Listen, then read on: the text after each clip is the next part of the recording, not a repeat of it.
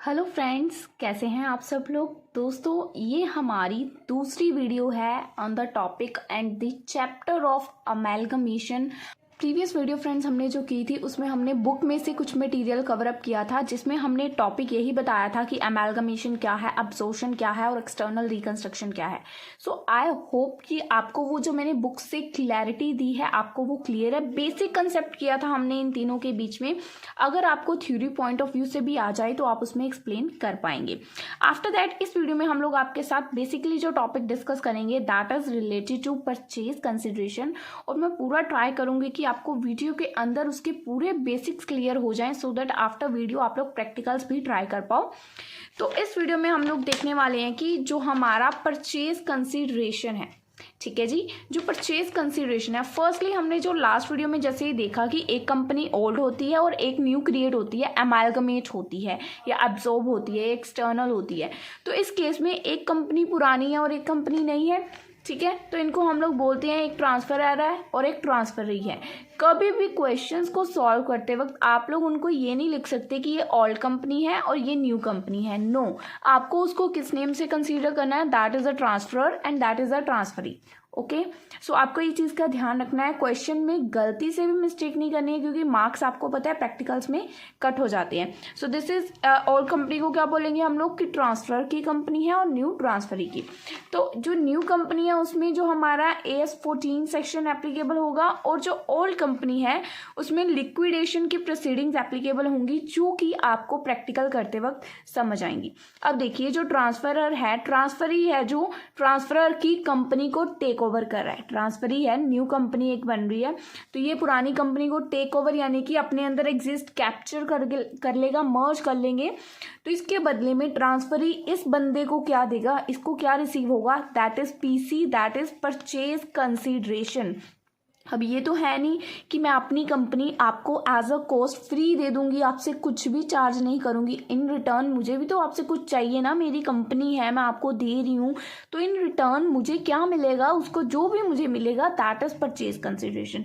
अब देखिए friends, purchase consideration एक बहुत इंपॉर्टेंट रोल प्ले करता है इस चैप्टर के अंदर, और इसी टॉपिक से रिलेटेड आपको शॉर्ट क्वेश्चंस भी एग्जाम में आ सकते हैं। बट परचेज कंसिडरेशन में ये नहीं बोलूंगी कि डायरेक्टली इससे आपका लॉन्ग क्वेश्चन सॉल्व हो जाएगा, बट जैसे कहते हैं ना स्टेप स्टेप चढ़ के हम लोग जाते हैं, तो एज इट इज है। अब देखिए, परचेज कंसिडरेशन में आपके पास दो मेथड्स होते हैं, one is net payment method, second is net asset method. जब भी कभी भी आपको प्रैक्टिकल क्वेश्चन सॉल्व करने हैं, फर्स्ट आपको प्रायोरिटी पेमेंट मेथड को देनी है। आपको चेक करना है कि पेमेंट मेथड का डाटा जो उसमें यूज होता है वो आपको एज इट इज गिवन है या नहीं है। अब जो इन्फॉर्मेशन की ज़रूरत है और वो हमें सामने दिख रही है क्वेश्चन में, तो हमें पता है कि अब हमें ये मेथड यूज करना है, तो हम दूसरी इन्फॉर्मेशन को ढूंढेंगे ही नहीं। अगर दूसरी गिवन भी है तो उसकी वैल्यू नहीं है, क्योंकि पेमेंट मेथड की हमें इन्फॉर्मेशन गिवन है। बट अगर इन केस आपको पेमेंट मेथड की इंफॉर्मेशन नहीं गिवन है तो आपने नेट मेथड है, जो नेट एसेट मेथड है, उसको अप्लाई करना है। ठीक है जी, अब ये बेसिक क्लियर हो गया आपको यहाँ पे। अब देखिए, परचेज कंसिडरेशन के बारे में कुछ रीड आउट कर लेते हैं। Purchase consideration can be defined as the aggregate of shares and other securities issued and the payment made in the form of cash or other assets by the transferee company to the shareholders of transfer company।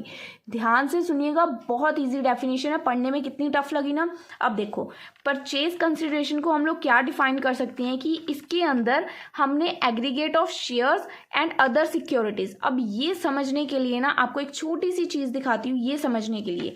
Computation of purchase consideration, एक होता है हमारा net payment method, एक होता है हमारा net asset method. दोनों के अंदर बैलेंस शीट आती है, पर जब आप लोगों ने पेमेंट मेथड करना है उसके अंदर आपके इक्विटी शेयर होल्डर्स और सिर्फ प्रेफरेंस शेयर होल्डर, इन दोनों की वैल्यू लेने से ही आपकी परचेज कंसिडरेशन निकल आएगी।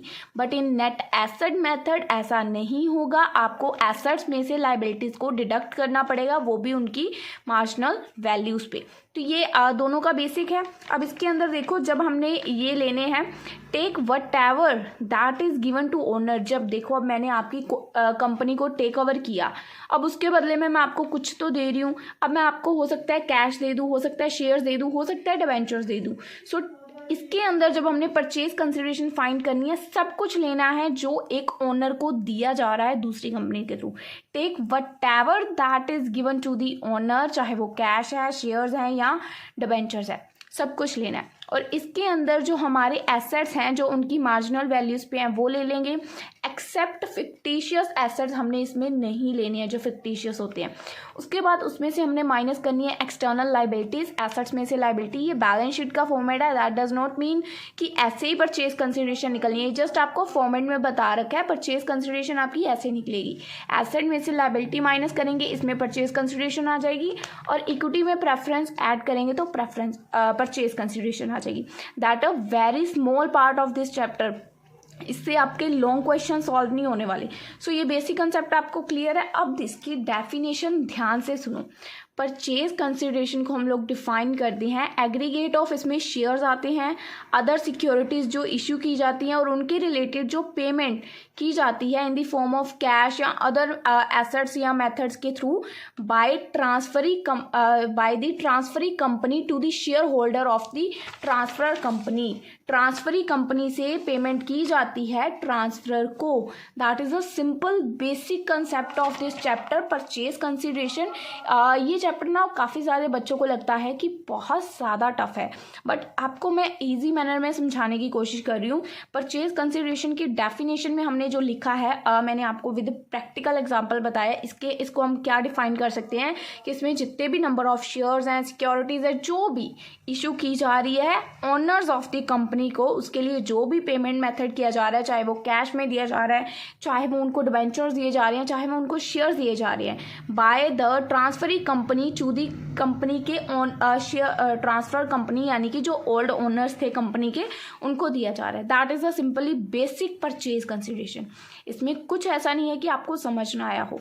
तो बस ये बिल्कुल बेसिक सा टॉपिक था जो मुझे इस वीडियो में आपको क्लियर करना था। नेक्स्ट वीडियो में आपके लिए लाने वाली हूँ, दोनों की एक एक एग्जाम्पल बताऊंगी और आपको अच्छे से क्लियर हो जाएगा कि क्योंकि आपको बुक्स में इनके क्वेश्चंस नहीं देखने को मिलेंगे, बट इनकी क्लैरिटी के लिए एक एक क्वेश्चन तो इनका करना बनता है। आफ्टर दैट उसके बाद जो मैं वीडियो लेके आऊँगी उसके अंदर हम लोग जर्नल एंट्रीज वगैरह देखेंगे कि जर्नल एंट्रीज कैसे पास करनी है। फिर हम लोग फुल फ्लेज क्वेश्चन सॉल्व करने के लिए कैपेबल हो पाएंगे, क्योंकि इसका क्वेश्चन बहुत लेंथी होता है। इसी वजह से बहुत सारे बच्चे ये चैप्टर स्किप करते हैं, बट बहुत ज़्यादा डिमांड थी, इसी वजह से ये चैप्टर कवर कर रही हूँ। सो होप करती हूँ आप सब लोग अप्रिशिएट करेंगे। And one last thing friends, I am also a student, so मेरे से जितना बन पड़ता है आपकी हेल्प के लिए मैं ट्राई करती हूँ, बट कई बार हो जाता है कि मैं अवेलेबल नहीं होती हूँ। सो प्लीज़ थोड़ा सा एडजस्ट किया करें, क्योंकि मैं भी एक स्टूडेंट हूँ। ये नहीं मैं कह सकती कि मैं प्रोफेशनल टीचर हूँ, क्योंकि मैंने भी स्टूडेंट ही हूँ। मैंने टीचर्स का कोई वो कोर्स वगैरह नहीं कर रखा। जो मुझे समझ आता है वो मैं आपके लिए लेके आ जाती हूँ। सो होप करती हूँ कि आप लोग कोऑपरेट करेंगे, एज अ मुझे भी स्टूडेंट कंसीडर करेंगे कि मैं आपके लिए स्टूडेंट ही हूँ, कि मैं टीचर नहीं हूँ, बट मेरे पास जितना भी मटेरियल अवेलेबल हो पाता है मैं आपको प्रोवाइड करवाती हूँ। सो मिलते हैं आपको अपनी अगली वीडियो में। ये दोनों की एक एक क्वेश्चन को आप मेरे साथ अगली वीडियो में प्लीज़ सॉल्व कीजिएगा, सो दैट आपका ये टॉपिक क्लियर हो जाए। उसके बाद हम लोग जर्नल एंट्रीज की तरफ मूव ऑन करेंगे।